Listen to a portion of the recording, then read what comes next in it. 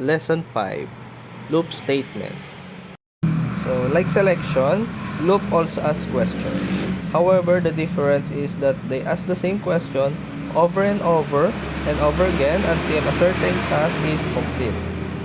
So, ibig sabihin, itong question na to is nakadepende sa condition. So, habang true yung condition, paulit-ulit niya lang gagawin yung process. Meron po tayong tatlong klase ng loop. Yung number 1 is for loop, number 2 is while loop, and number 3 is do while loop. So, halos pare-parehas lang naman silang loop. So, same lang naman yung function nila, pero iba lang yung pagkaka-construct ng syntax nila.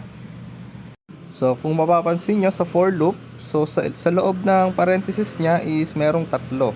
So, yung una is initialization or yung kung saan tayo mag-i-start mag-print yung 0. So, yung gitna is condition. And yung pangatlo naman is increment or yung magkakaroon tayo ng +1. Ito yung unang klase ng loop. So, for loop.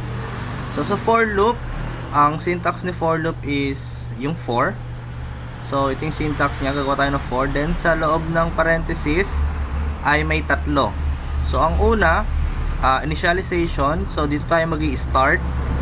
So, ang value ni I is 0. So, dito tayo mag-i-start, mag-count. Then, ang pangalawa is condition. So, ang condition natin dito is si I is, kapag si I is mas maliit kay 5, so magto-true siya. So, yung pangatlo is initializer. Okay, initializer, increment. So, dito mag-a-update or magpa-+1 tayo. Then, isi-see out na natin si I. So, pag nira natin to, so, kung makikita nyo, 0 yung simula. Kasi, dito kasi, 0 yung unang, sa 0 tayo nag-initialize. Ito, 0. So, sa 0 tayo, sa 0 yan magpiprint. Next, condition. So, sa condition, ang sabi, ang I daw, kapag daw ang I is mas maliit sa 5 is magto-true. So, for example, 0 yung value ng I. So, si 0 ba is mas maliit kay 5, so magto-true siya. So, ipiprint niya si 0, then mag-i-increment, magpa-+1. So, yung value ni 0 kanina is magiging 1 na siya. So, magiging 1 yung value ni I. Next, so, itong 0 na to is magiging 1 na siya kasi nag-increment na siya. So, ngayon, sa condition is 1 is less than 5, so magtutrue pa din siya. So, yung 1 is less than 5 na, magtutrue pa din siya. So, ipiprint niya si 1 dito sa ating output. Then, mag-i-increment ulit siya. So, habang true, paulit-ulit lang siya, mag-i-increment at ipiprint niya dito sa output natin. So, ngayon, yung 1 kanina, magiging 2 na siya. So, ngayon, dito ulit siya. So, yung 0 is magiging 2 na siya. Then, ganun ulit, tatanungin ni program, si 2 ba ay mas maliit kay 5? So, true pa din.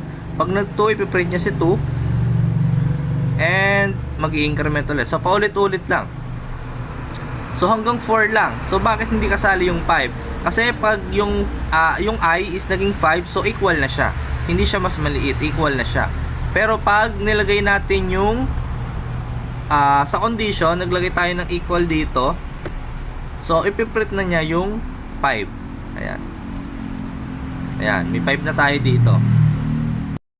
So, yung pangalawa naman is while loop. So, dito naman sa while loop, sineparate niya yung condition. So, sa una, nag-initialize tayo. Yung int is equal to 0. And then, sa while condition naman niya is nasa loob ng parenthesis na yung kapag daw yung I is less than 5, magto-true. And then, ipiprint niya yung nasa cout. Then, bago mag-i-increment or magpa-+1. So, yung pangalawa is while loop. So, sa while loop naman is, yung unang ginawa natin dito is nag-initialize. So, yung I, ang value ni I is 0. 0 yung value ni I. And then, nagkaroon tayo ng condition agad dito. So, habang daw yung I is less than 5. So, habang less than 5 daw yung I, so, condition to, ipiprint niya si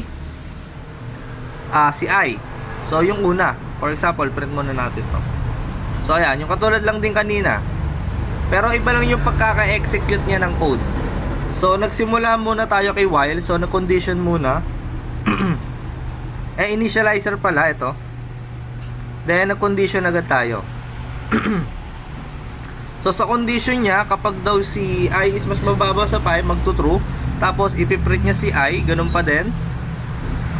And magpa-plus 1. So yung kanina for loop, so sa isang parenthesis, so tatlo yung laman. Pero dito sa while loop is pinaghiwalay niya. So yung condition lang yung nasa loob ng parenthesis. Then sa loob ng bracket, dito na papasok yung pagpiprint natin at pag-i-increment ng number. So habang true, ipiprint niya si I, then magpa-plus 1, then babalik ulit siya dito sa pinakasimula, dito sa I. So magpa-plus 1 na yung 0, magiging 1 na siya. So ganun ulit, paulit-ulit lang. Ay, nabura. Magiging 1 na siya. So 1 is less than 5. So pag nag-true, ipiprint niya ulit dito sa output. Then magpa-plus 1 ulit siya gamit si increment.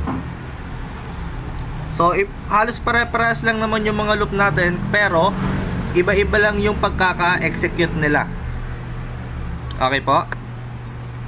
So yung pangatlong loop po natin is do while loop. So sa do while loop naman, so ganun pa rin, mag-i-initialize tayo. So magkakaroon tayo ng I is equal to 0. And then ang gagawin niya is yung do. Ang gagawin niya daw muna is ipiprint niya muna yung I, which is yung 0, and then i-increment niya agad, ipa-plus 1 niya agad. So yung 0 is magiging 1 na bago papasok kay condition sa while. So ang sabi, while I is less than 5, kapag daw nag-true siya, uulit-ulit siya doon sa do na statement.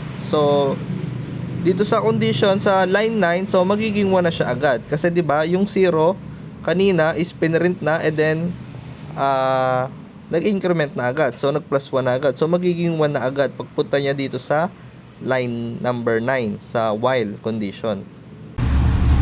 So next is sa do while loop naman.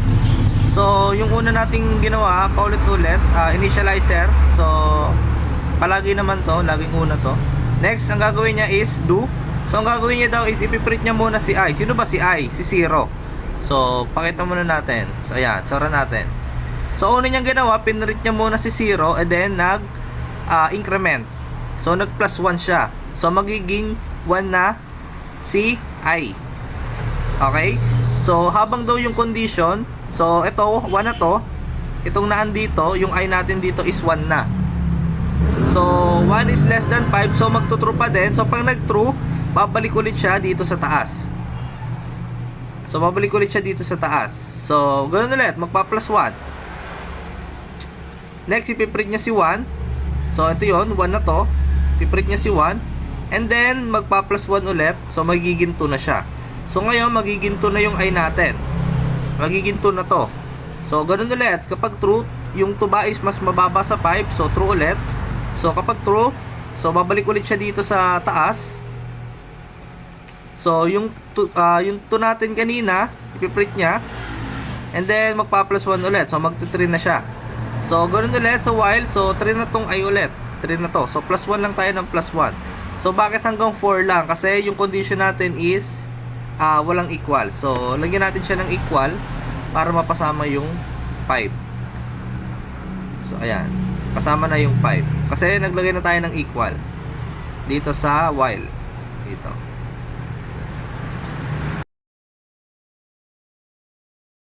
So, paano naman kapag ang gusto ko is magkakaroon tayo ng user input? Paano yung gagawin natin doon? So, kasi dito, kapag nire-run natin to, so, kusa nang lumalabas yung output. Tama? So, wala tayong user input dito kung ilang number yung gusto nating ilagay. So, paano naman pag gusto ko may user input? Okay? So, paano yon? So, magde-declare tayo. For example, int number cout enter how many, example lang, then cin num Then, ano yung papalitan natin dito? So, papalitan natin yung condition. So, ang ipapalit natin dito, si num. Kasi sa kanya, kung hanggang sa kanya yung ilalagay nating number. Kasi siya yung magdedeclare kung hanggang saan yung ipiprint nating number. So, for example, pag pinrint natin to, so, ayan, lumabas yung how many number. So, for example, 10 yung gusto natin. So, ipiprint niya is 0 to 10. Kasi, ito yung condition natin, di ba? So, ang sabi, kapag daw si I is mas maliit or equal kay number, sino ba yung number? So, yung ilalagay nating number. So, ilan yung nilagay nating number dito? So, itong 10. Kaya, nagprint siya ng 1 to 10. 0 to 10. I gets po? So, ganun din yung sa ibang loop natin. So, ganun din yung sa ibang loop natin. So, copy ko lang to. For example, dito sa sa while loop. So, ayan. So, ang papalitan lang natin dito, ito. For example, num. Kasi, hindi natin ng equal dito. So, ganun din dito sa while loop. So, for example, 10. So, ipiprint niya si 1 to 10. So, sa condition lang tayo nag-iiba. Dito sa loob ng condition. Depende kung sa user input, depende kung ilan yung ilalagay natin number. So, sa condition tayo maglalagay dito sa loob. Sa condition. Gets po? Sa user input. Kung kanina, walang user input. Kusang nagpiprint lang. For example, dineclare lang natin itong 5. So, kusa lang siyang nagpiprint. 0 to 5. Pero pag may user input na, so, naglagay tayo ng cin. At tinawag natin dito yung num. Kasi siya yung variable na tinawag natin. At siya yung nilagay natin sa cin, sa input. So, pwede na tayo maglagay ng kung hanggang ilang number yung gusto natin. Yeah, 0 to 7.